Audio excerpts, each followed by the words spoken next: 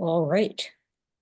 Is there a motion to open the public meeting of the Holyoke Planning Board for Tuesday, April 15th, 2025?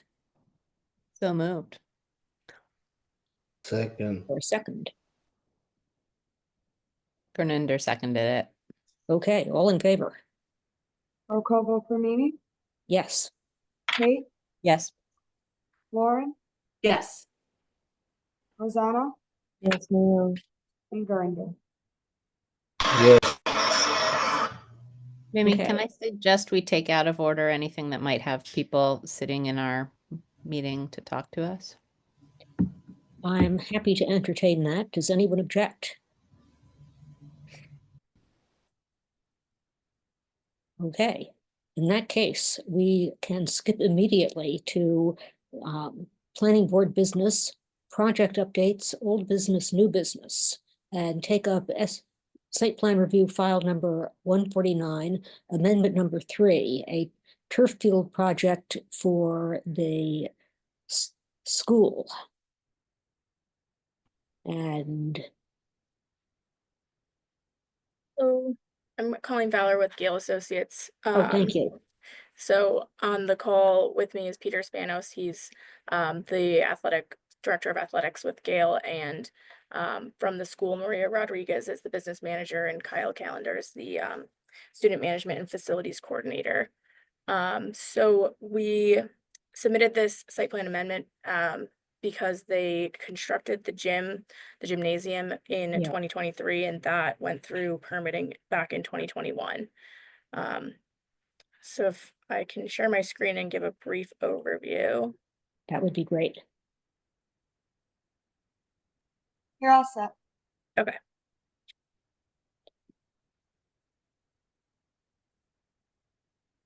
So this is the school right now, just the aerial view of it. So where we are proposing to put the synthetic turf field is in this grassed area right now. We just want to note that right now the school does not currently have a regulation athletic field. So they really only have a grass recreation area for the students right now. So this is the location that the field is going to go in. I can jump to our layout plan. So just for reference, the gymnasium is right over here, and the grassed area is these limits. So as you can see, we are going to need to expand it a little bit in order to fit a regulation sized football and soccer field. The field will be fenced in with chain link fencing on 3 sides, connecting to the ornamental fencing that they have already installed just in the past year. And then there's just going to be some gates along the way. We're rerouting the access route that used to kind of go back behind the field. So we're going to have it go between the gymnasium and the field. So that's where you'll see this crosswalk along with a vehicle gate, just so they can control who's accessing back here. And then there's a few other improvements we're doing, like a prefabricated storage shed that will go on a concrete pad. We have some portable bleachers on concrete pads as well, some athletic lighting, and a new scoreboard, along with a hydration station. And then, as you can see, just some walkways connecting everything. And the other part of this, right now, there's a bus staging area in this area. We have to shift it slightly and just reorient it, but it's going to be the same size and have the gates on both sides. So that is overall the project. We are submitting to the Stormwater Authority this week, so we have been in contact with the city engineer and are working on getting that going as well. So is there any lighting associated with this? It will just be the athletic lighting. So there's 4 athletic light poles that are 60 feet high. We're working with the representative is Musco Athletic Lighting. So we submitted that photometric plan as part of the amendment package.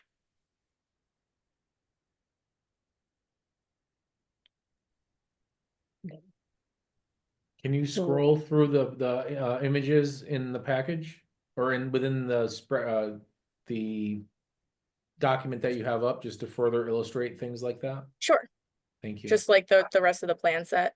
Sure. So here's our existing condition survey that was performed about a month or two ago. You can see the grassed area limits are here. And then jumping to our demolition and erosion control plan. So this is really just focused on the grassed area along with this paved area that's partially going to get turned into turf and partially will just get repaved to reorient that bus access staging area. And then the layout I went over, the grading and drainage. So again, this hasn't taken into account any comments from the city engineer doing our stormwater report, but we will be tying into the drainage system. And the way that these turf fields are built, they're built on about 8 to 12 inches of drainage stone so that the water can infiltrate through, and then has a collector pipe that kind of just goes around the perimeter of the field and outlets to certain areas. I think in our case, So this is not crumb rubber? it will be. It will be, okay. Yep. It's So a sand and there's a crumb liner rubber. under that, or is there not a liner under that? So the field's built on the stone base, and then we're gonna put in a shock pad that is more for safety for players. And on top of the shock pad goes the synthetic turf carpet, and then on top of the carpet goes the sand and rubber infill. So does the crumb rubber essentially ever touch the natural ground, or is it all technically contained? It's all contained Okay. in 'Cause I know certain that there's- areas. There's Yeah, we been some have, reports that crumb rubber can, like, what's the word? Not leak, but it can Migrate. contaminate underground surface, undersurface water, that kind of stuff. So is that all contained in wash, so to speak?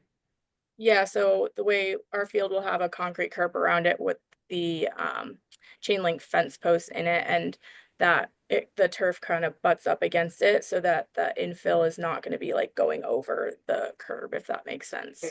Okay. Hey, Colleen, this is Peter Spouse. If I could jump in, can you guys hear Yep. me? Yes. Yes.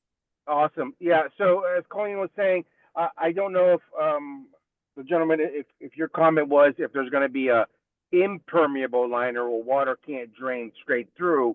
That is not the case. There's going to be geotextile fabric and things like that that will separate the turf system from the in situ soil. But water will be allowed to. The way these things work is they work off vertical drainage and infiltration, and then whatever stormwater is stored and attenuated within the voids of the stone, as Colleen said, underneath, and then released at a controlled rate to the existing stormwater systems.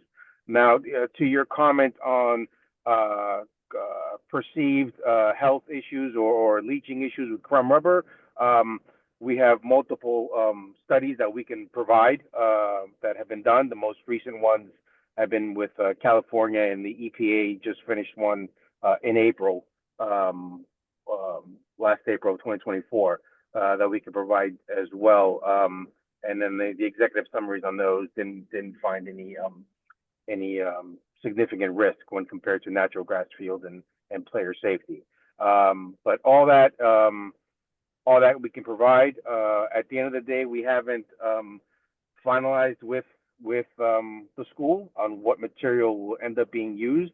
But we're working through that. Yeah, thank you. Yeah, I think leaching would be a concern, and if we can get materials that address that issue, we'd all be more comfortable.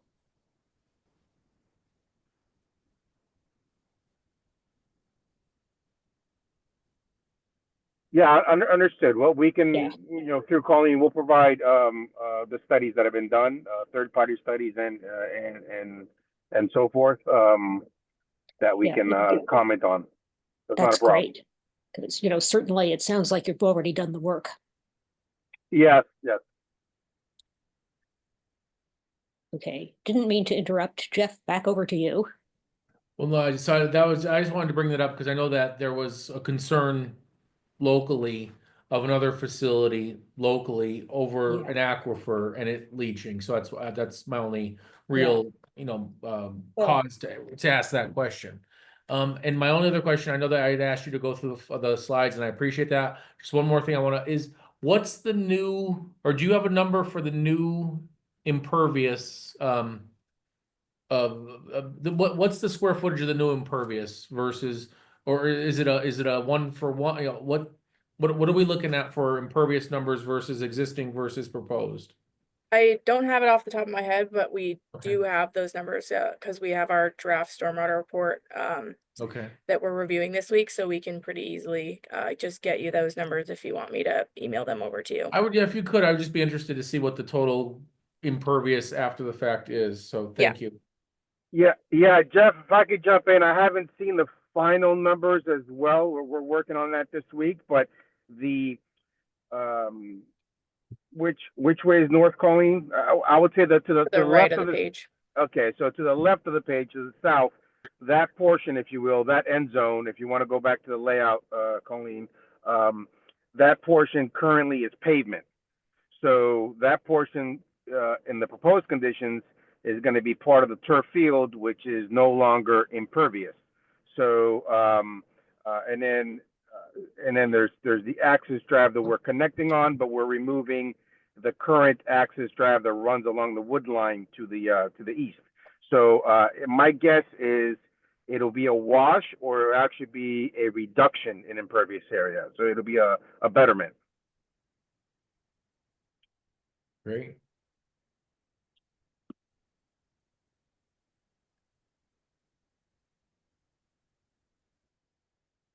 Do you have more information about the lighting? Yeah. I think my concern is whether, to make sure that this kind of game lighting is only on when absolutely necessary, because otherwise it's a lot of light. Yes, so I can pull up the Musco plan here. So this was their preliminary lighting design.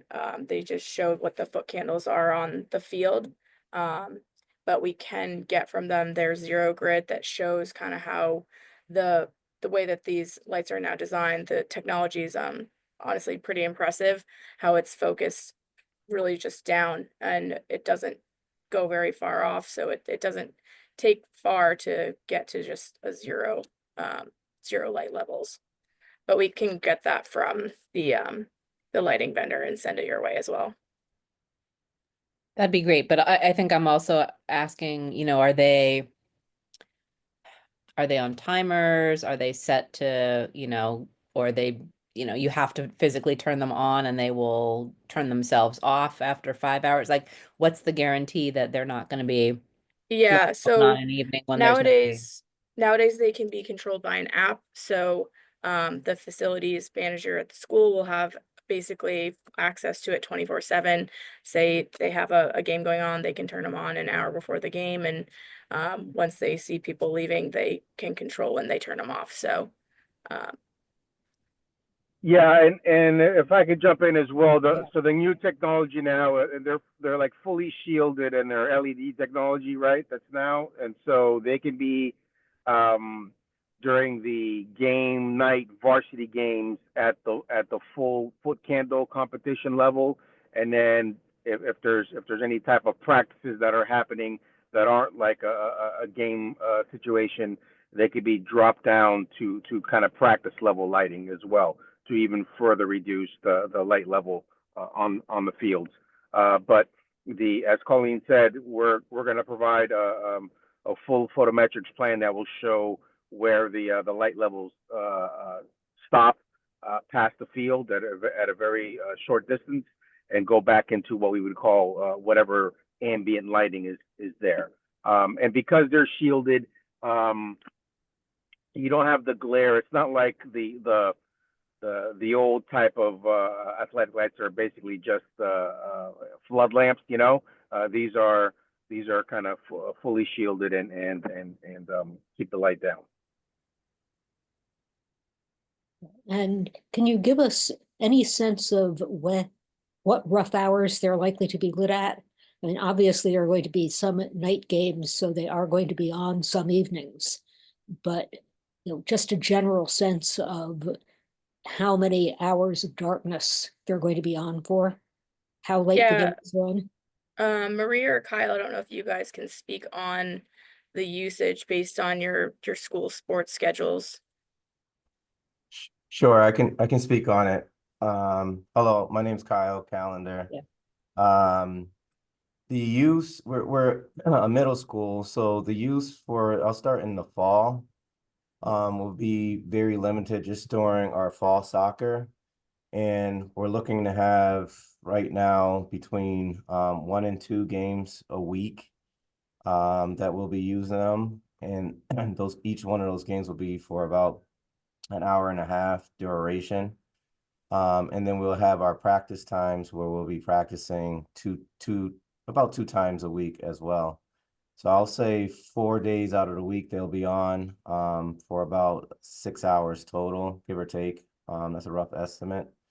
And then going into the spring, they'll be used a lot less because we're trying to gear most of our games to be right after the school day, where the natural light will be pretty efficient. So that's in a nutshell what we're thinking as far as the usage for the lights on the field. So, and how late do your games and practices typically run? Right now, they currently run an hour per team. And right now we have a 6th, 7th, and 8th grade team that practices for about an hour, hour and a half. And then we have our little guys, we have a K-2 level team that runs for an hour, but they split the field. So we don't have separate days for them. They'll be splitting the field.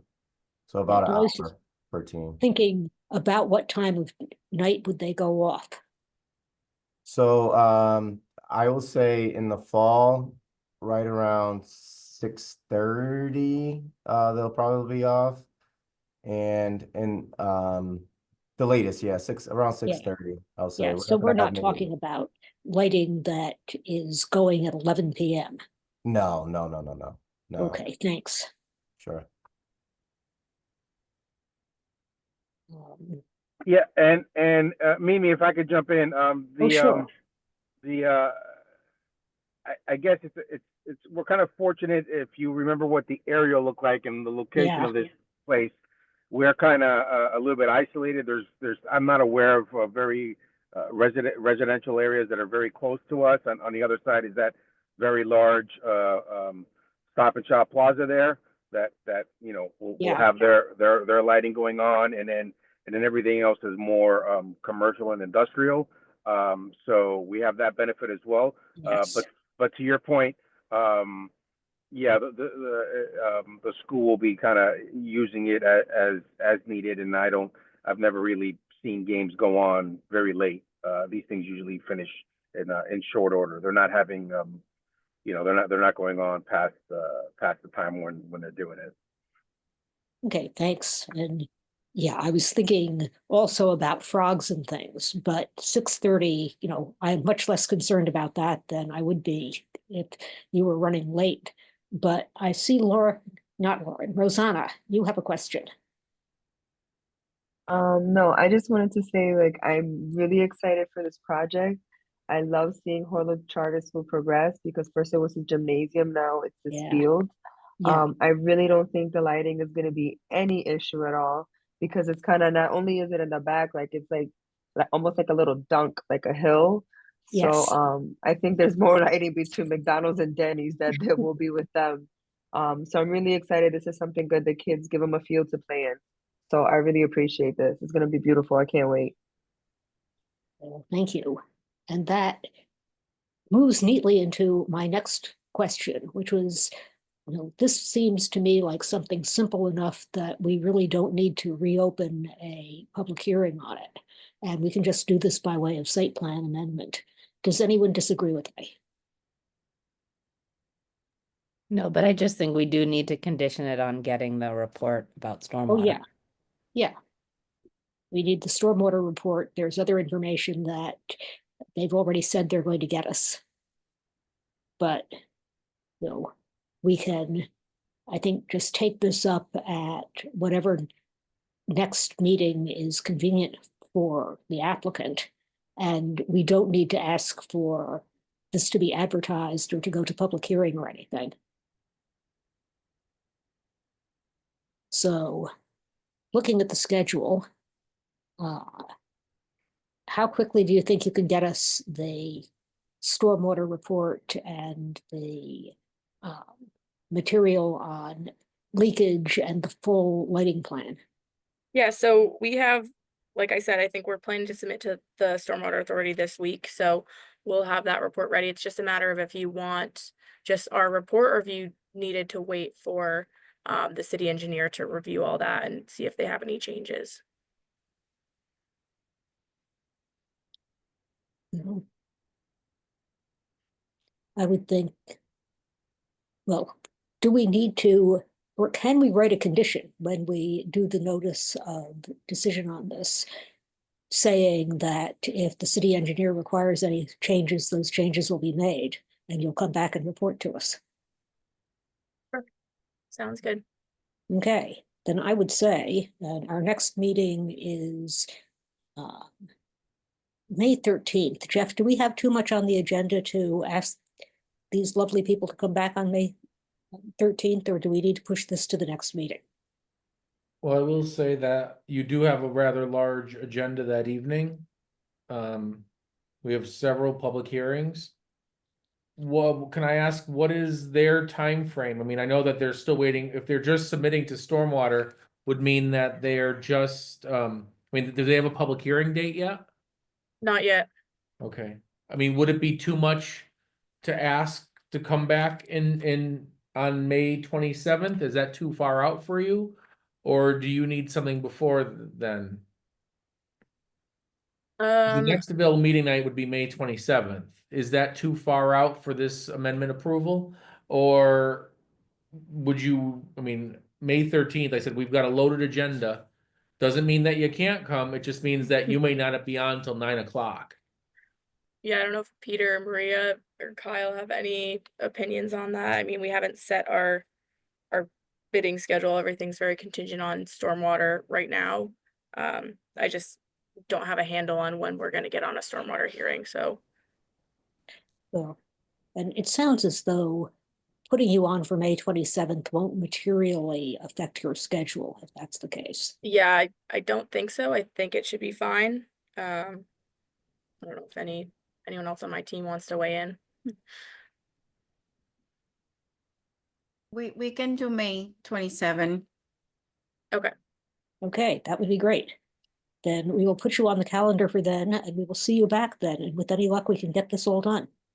Okay, and I will send you some of those, the reports we get, and I can send the report that we'll be submitting to the Stormwater Authority. Super. All right, thank you all for your time. Okay, thank you for Thank your you. project. We love it. Thank you so much. Good night. Right. And next, we have special permit site plan review number 101A, up for an amendment for a sign.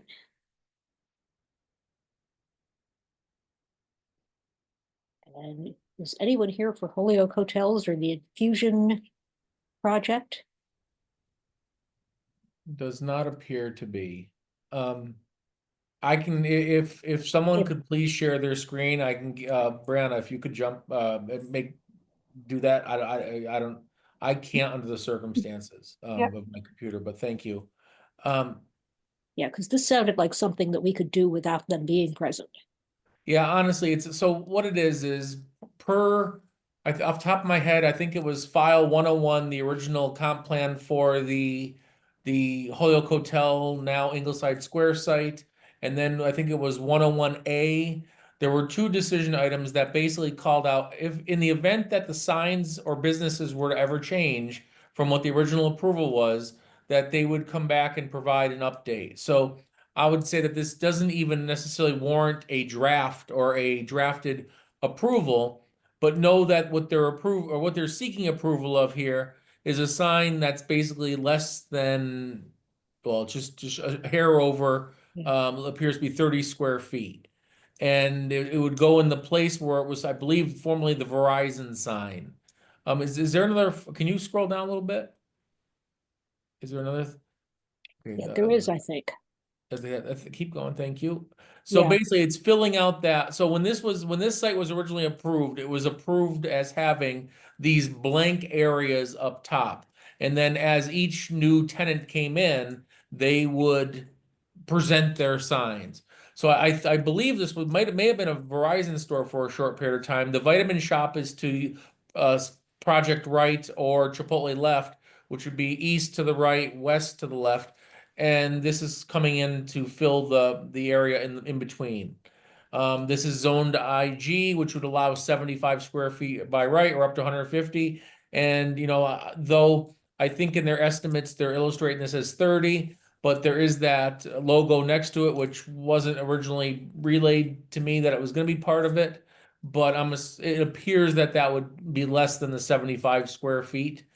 And, it's more or less just a project update, but if the board was gonna move forward and say that this is a swell update or swell revision, I would just ask there be a vote of the membership to say, yeah, we're okay with this. Okay, well, that looks like a no-brainer to me.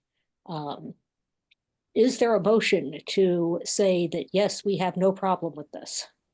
So moved. Second. All in favor? Roll call vote for Mimi, Yes. Kate, Yes. Lauren, Yes. Rosanna, Yes, ma'am. Gurinder. Yes. Thank you. Okay, that's done. And since number C under project updates is actually an error on the agenda, we are now done with anything anybody might be waiting around for, and we can return to regular order, which brings us to executive session. And Mimi, should we go back and do the zone change site plan review oh, sure. things above it? I keep looking at Florence Bank and thinking that we continued that. But yes, let us go back and do the short-term rentals discussion, where we get to actually approve the draft, or the draft with such changes as were discussed within the public hearing. Can I just propose that we approve the draft as we discussed before? I'm happy with that. I'll second that. All in favor? Roll call vote for Mimi, Yes. Kate, Yes. Lauren, Yes. Rosanna, Yes, ma'am. and Gurinder. Yes. Thank you, Lauren, for all your work on that. Yeah, thank you to Jeff and Alex. Thank you to all of you. My God, what a project, but you got it done. Just don't make me do ADUs now. No, don't even say the words. They have model legislation for us. It'll be much easier. It's true. That's true, that's The true. state has really stepped up on that. Okay, much as I don't really want to do it, is there a motion to enter executive session to discuss topics related to the proposed drive-through facility litigation at 500 East Hampton Road, Salmar Realty? So moved. Oh, hold on, let me, one second.